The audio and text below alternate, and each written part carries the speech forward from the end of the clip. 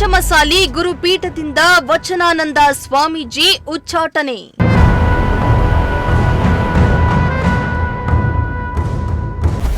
ಮಠದ ಎದುರು ಭಾರಿ ಹೈಡ್ರಾಮಾ, 100ಕ್ಕೂ ಹೆಚ್ಚು ಮಂದಿ ವಶಕ್ಕೆ.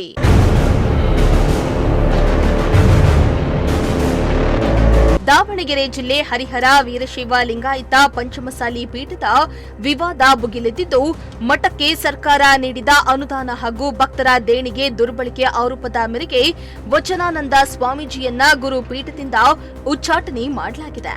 ಲೆಕ್ಕ ಕೊಡಿ ಅಭಿಯಾನ ತೀವ್ರಗೊಂಡ ಬೆನ್ನಲ್ಲೇ ಇಂದು ಟ್ರಸ್ಟ್ಗಳಿಂದ ಸಭೆಯನ್ನ ನಡೆಸಲಾಗಿತ್ತು. 15 ಮಂದಿ ಟ್ರಸ್ಟ್ಗಳ ಪೈಕಿ ಸುಮಾರು 13 ಮಂದಿ ಟ್ರಸ್ಟ್ಗಳು ಭಾಗಿಯಾಗಿದ್ದು, 12 ಮಂದಿ ಟ್ರಸ್ಟ್ಗಳ ಪೈಕಿ ಈ ನಿರ್ಧಾರಕ್ಕೆ ಸಹಮತ ಸೂಚಿಸಿದ್ದು, ಗುರುಪೀಠದಿಂದ ವಚನಾನಂದ ಸ್ವಾಮೀಜಿಯನ್ನ ಉಚ್ಚಾಟನೆ ಮಾಡಲಾಗಿದೆ ಎಂದು ತಿಳಿಸಲಾಗಿದೆ.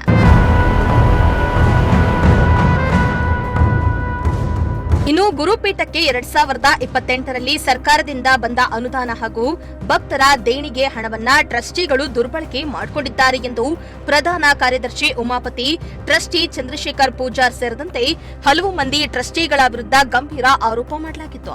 ಈ ಸಂಬಂಧ ಕೆಲ ದಿನಗಳ ಹಿಂದೆ ಟ್ರಸ್ಟಿಗಳ ಸಭೆ ನಡೆಸಲಾಗಿದ್ದು, ಸಭೆಯಲ್ಲಿ ಲೆಕ್ಕ ಕೇಳಿದ್ದಕ್ಕೆ ಗಲಾಟೆಯಾಗಿ ಆಡಳಿತಾಧಿಕಾರಿ ಮೇಲೆ ಹಲ್ಲೆ ಕೂಡ ನಡೆದಿತ್ತಂತೆ. ಅಂದಿನಿಂದ ಲೆಕ್ಕ ಕೊಡಿ ಅಭಿಯಾನ ಆರಂಭಿಸಲಾಗಿತ್ತು.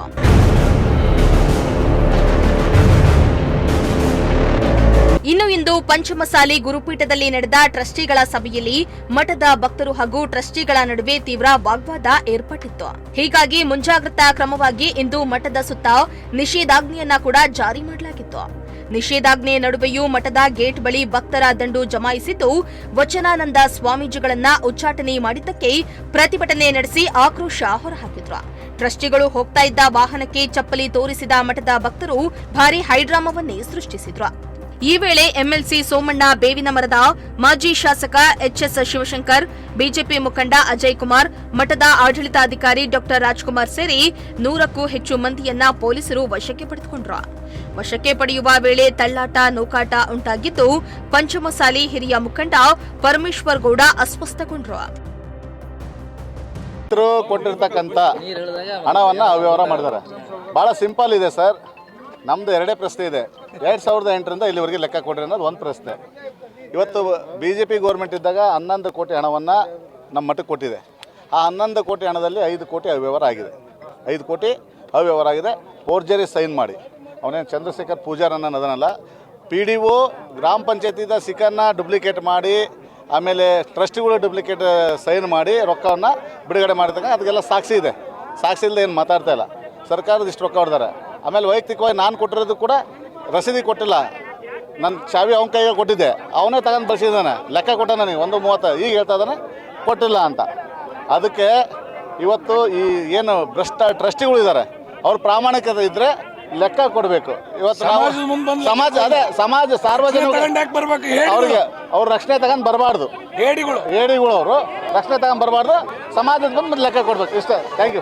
ಮೂಲಗಳಿಂದ ಬಂದಂಥ ಅಭಿಪ್ರಾಯಗಳನ್ನು ಕ್ರೋಢೀಕರಿಸಿ ನಿರ್ಣಯ ತಗೊಂಡಿಲ್ಲ ಹೊರತಾಗಿ ಇದು ಟ್ರಸ್ಟಿನ ವೈಯಕ್ತಿಕ ನಿರ್ಣಯ ಅಲ್ಲ, ಸಮಾಜದ ನಿರ್ಣಯ ಅಂತ ಮಾಡ್ಕೊಂಡಿವಿ. ಆಮೇಲೆ ಯಾವುದೇ ಸಮಾಜದಾಗ ಆದರೂ ಸಹಿತ ಪ್ರೋ ಆ್ಯಂಡ್ ಕಾನ್ಸ್ ಇದ್ದೇ ಇರ್ತೈತಿ.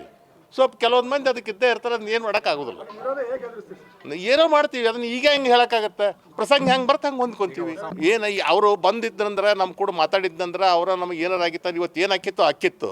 ಯಾವಾಗ ಅವ್ರು ನಮಗೆ ಒಳಗೆ ಕರೆಕ್ಟ್ ತಯಾರಿಲ್ಲ ಅಂದಮೇಲೆ ಸಂಬಂಧಗಳು ಎಲ್ಲಿಗೆ ಹೋದವು ಅನ್ನೋದನ್ನ ನೀವೇ ತಿಳ್ಕೊಬೇಕು. ನೋಡ್ರಿ, ಅಮೃತ ಬರಬೇಕಾದ್ರೆ ಸಮುದ್ರ ಮತ್ತು ಭಾಳ ಕಡಿಕೆ ಏನೇನೋ ಬಂದು ಹಿಂದಡಿಗೆ ಅಮೃತ ಬಂತು. ಈಗ ಒಂದು ನಾವೆಲ್ಲರೂ ಈಗ ಮೊದಲೇ ಹೆಜ್ಜೆ ಇಡ್ತಾ ಇದ್ದೀವಿ.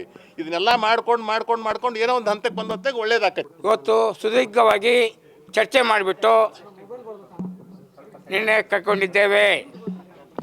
ಬಹುಮತದ ನಿರ್ಣಯ. 15 ಜನ ಟ್ರಸ್ಟಿಗಳು, ಇದರಲ್ಲಿ 13 ಜನ ಉಪಸ್ಥಿತರಿದ್ದರು. ಎಲ್ಲರೂ ಸರ್ವಾನುಮತದಿಂದ ತೀರ್ಮಾನ ಕೈಗೊಂಡಿದ್ದೇವೆ. ಆಡಳಿತ ಸದಸ್ಯರು ಎಲ್ಲರೂ ಸೇರಿಬಿಟ್ಟು ಒಂದು ತೀರ್ಮಾನ ಏನಂತಂದರೆ, ಕರ್ನಾಟಕ ರಾಜ್ಯದಲ್ಲಿ ನಾವು ವೀರಶೈವ ಲಿಂಗಾಯತ ಪಂಚಮಸಾಲಿ ಪೀಠವನ್ನು ಸ್ಥಾಪನೆ ಮಾಡಿದ ನಂತರ ದಿನಾಂಕ 20/4/2018 ಶ್ರೀ ವಚನಾನಂದ ಸ್ವಾಮಿಗಳನ್ನ ಈ ಪೀಠಕ್ಕೆ ಜಗದ್ಗುರುಗಳಾಗಿ ಆಯ್ಕೆ ಮಾಡಿದ್ದೀವಿ. ಇವತ್ತು ಸರ್ವಾನುಮತದಿಂದ ತೀರ್ಮಾನ ಮಾಡಿದ್ದು ಏನಂತಂದರೆ ಹಲವಾರು ಬಾರಿ ಅವರಿಗೆ ಆಯ್ಕೆಯನ್ನು ಮಾಡಿಕೊಳ್ಳಿಕ್ಕೆ ಹೇಳಿದ್ವಿ. ಏನು ಅಂತ ಹೇಳಿದ್ರೆ ಪೀಠಕ್ಕೆ ಬರಬೇಕಾದ್ರೆ ಸ್ವಾಷ್ಟ ಪೀಠ ಬೇಕೋ ಅಥವಾ ಪಂಚಮಸಾಲಿ ಪೀಠ ಬೇಕು ಅಂತ ಕೇಳಿದಾಗ ಪಂಚಮಸಾಲಿ ಪೀಠ ಆಯ್ಕೆ ಮಾಡಿಕೊಂಡು ಹಲವಾರು ಬಾರಿ ವಿನಂತಿ ಮಾಡಿಕೊಂಡ್ವಿ, ಮತ್ತೆ ಮುಂದೆ ಹಾಕ್ಕೊತ ಬಂದ್ವಿ. ಆದ ಕಾರಣ ಸಮಾಜದ ಗೌರವ, ಘನತೆ, ಧಾರ್ಮಿಕ ಪರಂಪರೆ ಇವುಗಳೆಲ್ಲವನ್ನು ಅವರು ಪಾಲಿಸಿ ಇರೋದ್ರಿಂದ ಇವತ್ತಿನ ಸಭೆಯಲ್ಲಿ ಸರ್ವಾನುಮತದಿಂದಾಗಿ ಅವರನ್ನು ಪದಚ್ಯುತಗೊಳಿಸಲಾಗಿದೆ. ದುರದೃಷ್ಟಕರ ಸಂಗತಿ ಆದರೂ ಕೂಡ ಸಮಾಜದ ಹಿತದೃಷ್ಟಿಯಿಂದ ನಾವು ಈ ತೀರ್ಮಾನವನ್ನು ತೆಗೆದುಕೊಂಡಿದ್ದೇವೆ. ಇನ್ನು ಟ್ರಸ್ಟಿನ ಸದಸ್ಯರು ಕೋಟ್ಯಾಂತರ ರೂಪಾಯಿ ಅವ್ಯವಹಾರ ಮಾಡಿದ್ದಾರೆ. ತಮ್ಮ ಅವ್ಯವಹಾರ ಮುಚ್ಚಿ ಹಾಕಿಕೊಳ್ಳಲು ನನ್ನನ್ನ ಟಾರ್ಗೆಟ್ ಮಾಡಿದ್ದಾರೆ. ಕಾನೂನು ಹೋರಾಟದ ಬಗ್ಗೆ ಭಕ್ತರ ಜೊತೆ ಚರ್ಚೆ ಮಾಡಿ ತೀರ್ಮಾನ ತೆಗೆದುಕೊಳ್ತೇವೆ ಎಂದು ವಚನಾನಂದ ಸ್ವಾಮೀಜಿ ಸ್ಪಷ್ಟನೆಯನ್ನ ಕೊಟ್ಟಿದ್ದಾರೆ. ಮುಂದಿನ ದಿನಗಳಲ್ಲಿ ಮಠದ ಜಟಾಪಟಿ ಯಾವ ಸ್ವರೂಪವನ್ನ ಪಡೆದುಕೊಳ್ಳುತ್ತೆ ಅನ್ನೋದನ್ನ ಕಾದು ನೋಡಬೇಕಾಗಿದೆ. Bureau report, Prajashakti TV.